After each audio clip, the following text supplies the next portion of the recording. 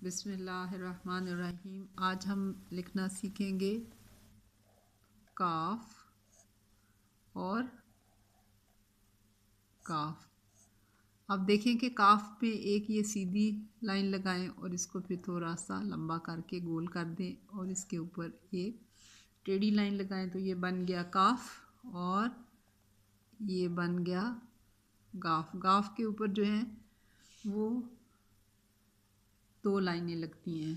तो काफ जो है दो तरह से लिखा जाता है। जैसे अगर मैं काफ के साथ अलिफ मिलाऊंगी तो ये ऐसे बनेगा, लेकिन अगर मैं इसे रे के साथ मिलाऊंगी तो ये इस तरह से लिखा जाएगा।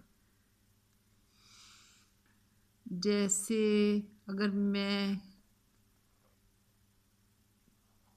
केला, केला में भी काफ आता है तो ये के साथ मिलके,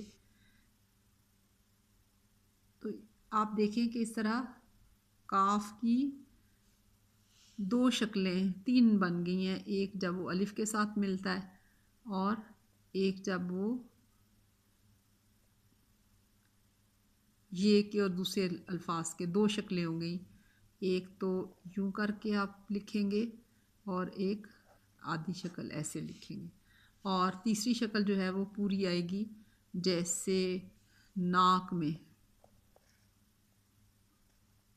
पूरा काफ लिखा जाएगा।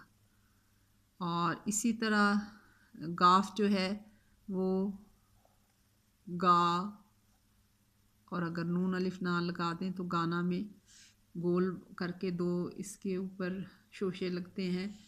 और फिर उसके बाद आप घर में और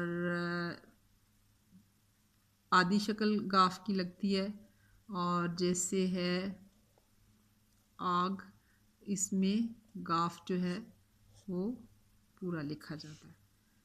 तो हमने आज सीखा काफ और गाफ। तो ये एक शक्ल ये है, एक शक्ल ये है और एक ये पूरी शक्ल है। तो गाफ के ऊपर जो है वो दो लाइनें होती हैं और ये आधी शक्ल है और ये पूरी शक्ल है।